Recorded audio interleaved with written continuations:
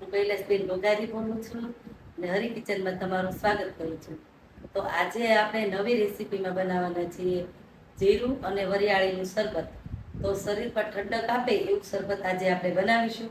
ચાલો એના માટે હું તમને બતાવીશ. તો જીરું અને વરિયાળીનું શરબત બનાવવા માટે મેં અહીંયા અડધો વાટકા જેટલું જીરું લીધું છે અને આપણે 1 વાટકી જેટલી વરિયાળી લીધી છે. અને પછી આપણે 2 મોટી ચમચી જેટલા તકમરિયા લીધા છે. તો આપણે એક તપેલીની અંદર આપણે જીરું એડ કરી દઈશું અને પછી આપણે વરિયાળીને એડ કરી દઈશું. આપણે જીરું અને વરિયાળી બંને શરીર માટે સારું છે અને ઉનાળા માટે ઠંડક આપે છે. જીરું આપણે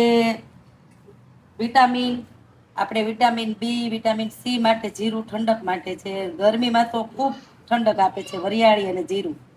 તો આપણે બંનેને પલાળી દઈએ. પાણી એડ કરીને આપણે પલાળી દઈશું. આરદી એકદમ સરસ રીતે.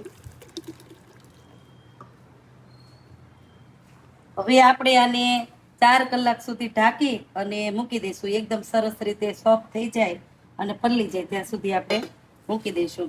હવે આપણે જે તકમરિયા લીધા છે 2 ચમચી જેટલા, એને પણ પાણીમાં પલાળી દઈશું, જેથી કરીને સરસ રીતે ફૂલી જાય છે આપણા તકમરિયા. તમે જોઈ શકો છો આ રીતે મેં પલાળી દીધો છે. આને પણ સરસ રીતે આપણે ઢાંકી દઈશું અને આપણે ઉપર મૂકી દઈશું. તો આ બંને તકમરિયા, વરિયાળી ને જીરું 3 વસ્તુ સરસ રીતે પલળીને સોફ્ટ થઈ જાય પછી આપણે વરિયાળી અને જીરાનું શરબત બનાવી લઈશું. હવે આપણે તકમરિયા પલાળ્યા હતા એ પણ સરસ રીતે પલળી ગયા છે. તો આપણે એને સાઈડ ઉપર મૂકી દઈશું અને આપણે જે જીરું અને વરિયાળી 2 પલાળી હતી, તમે જોઈ શકો છો એનો કલર પણ સરસ આવી ગયો છે. અને હવે આપણે આને કોટનના કપડામાં ગાળી લઈશું. આપણે એક તપેલીમાં કોટનનું કપડું આ રીતે મૂકીશું અને આ રીતે ગાળી લઈશું.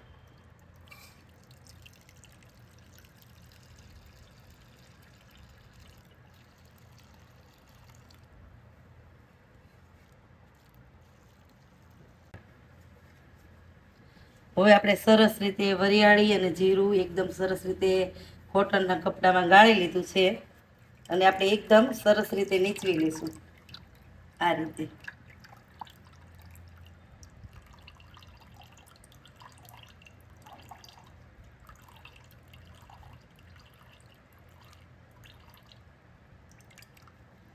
હવે આપણે સરસ રીતે નીચવાઈ ગયું કીધું, પાણી એકદમ સરસ રીતે લઈ લીધું છે. હવે આપણે આમાં ચાસણી બનાવી લઈશું બધા મસાલા એડ કરીને. હવે આપણે આ રીતે પેણી મૂકી દીધી છે ગેસ પર અને જે આપણે વરિયાળીનું પાણી અને જીરાનું ગાળ્યું છે એ આપણે પેણીમાં એડ કરી દઈશું આ રીતે.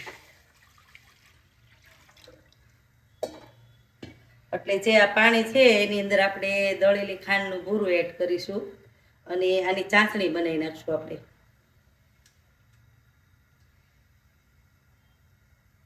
જે આપણે આખી સાકર લીધી છે આ રીતની, 1 વાટકો આ રીતે મેં લીધી હતી, એ આ રીતે મેં ખાંડનું ભૂરું બનાવી નાખ્યું છે આખી સાકરનું. એટલે એમ કે આ સાકર ઠંડક આપે છે શરીર માટે, એટલે મેં સાકર લીધી છે. એટલે આ 1 વાટકા જેટલી લીધી છે, 1 વાટકા જેટલી સાકર લીધી છે આખી સાકર, અને આ રીતે મેં ખાંડનું ભૂરું બનાવી નાખ્યું છે. એટલે હવે આ જે વાટકા જેટલું ખાંડનું ભૂરું બનાવ્યું છે એ હું એડ કરી દઈશ.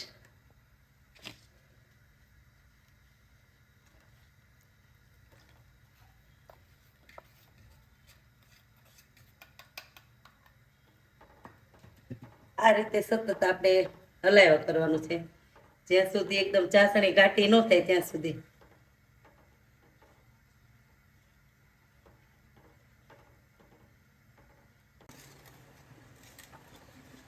જ્યાં સુધી એકદમ સરસ રીતે ઘાટી ચાસણી ન થાય ત્યાં સુધી આ રીતે સતત આપણે હલાવ્યા કરવાનું છે. અને આપણે આ રીતે જોવાનું એમ કે તાર તો નથી જ થવાનો, એકદમ ઘાટી થવા દેવાની. આ રીતે ચીપકાઈ જાય આ રીતે. પછી થોડીક વાર આપણે થવા દઈએ, ચાસણીને પાકવા દઈએ.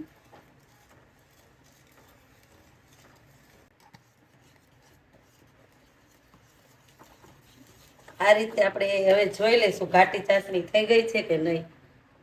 એકદમ આ રીતે આપણે બે આંગળી ચીપકી જાય, એકદમ તાર નથી થતો એમ કે અને તાર નથી બનાવવાનો, એકદમ આ રીતે થઈ જાય આપણે ઘાટી એકદમ સરસ રીતે.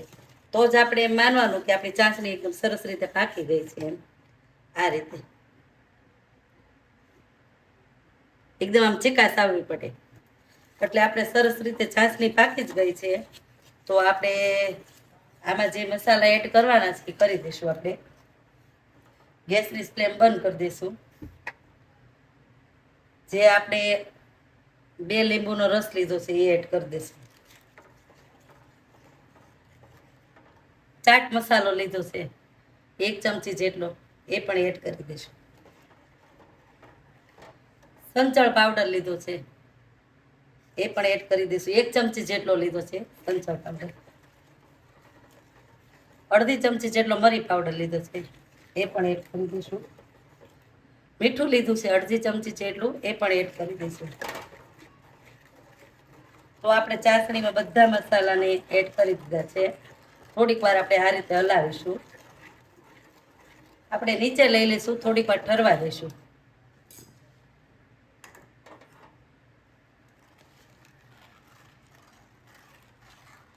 થોડીક વાર આપણે ઠરવા દઈશું. આ રીતે ઠરી જાય એટલે આપણે ગાળી લઈશું. હવે આપણે સરસ રીતે આપણી ચાસણી ઠરી ગઈ છે. હવે આપણે એક તપેલીમાં ગવણી લઈને ગાળી લઈશું. આ રીતે આપણે ગવણી લીધી છે અને આ રીતે આપણે ગાળી લઈશું, જેથી કરીને ચાસણી પણ એકદમ તીખી થઈ જાય છે.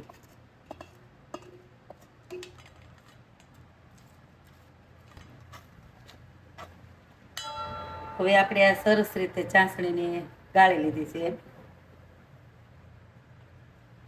તો આપણે જે આ તપેલીમાં જે આ બરફ લીધો છે, આપણે શરબત બનાવી લઈશું. આપણે 1 ચમચા જેટલું એડ કરીશું. આપણે શરબત બનાવવા માટે થોડુંક આપણે વધારે એડ કરીશું.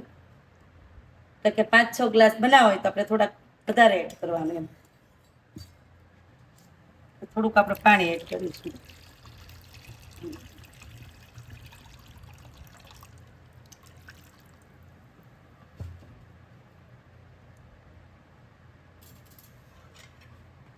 હવે આપણે આ તકબરિયા જે પલાળ્યા છે એ આપણે થોડાક એડ કરી દઈશું.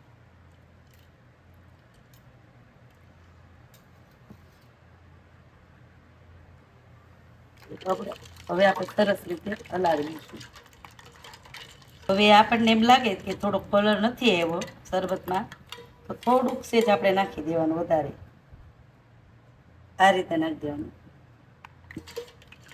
અને થોડું ગળું પણ લાગે ને ટેસ્ટ લાગે એટલે આપણને ભાવે એમ.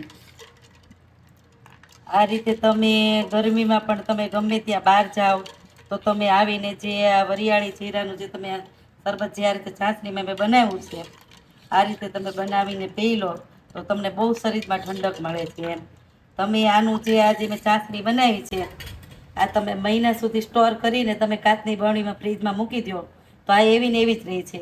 ગમે ત્યારે ગરમીમાં બહાર જાઓ તો તમે આવીને તરત તમે શરબત તમે બનાવી શકો. એમ આ રીતે જે મેં બરફના ટુકડા નાખ્યા છે, આ રીતે તમે બરફના ટુકડા નાખી અને એકદમ ઠંડુ ઠંડુ શરબત તમે બનાવી શકો છો. પીવામાં પણ ખૂબ સરસ લાગે છે. તો તૈયાર છે આપણું શરબત. અને તમે પણ આ રીતે બનાવજો. અત્યારે ગરમીની સિઝન ચાલે છે એટલે શરીર માટે ઠંડક લાગશે અને તમને પણ ભાવશે અને સારું લાગશે ગરમીમાં. એટલે તમે પણ આ રીતે એકવાર જરૂરથી બનાવજો. તો તૈયાર છે આપણું જીરું અને વરિયાળીનું શરબત.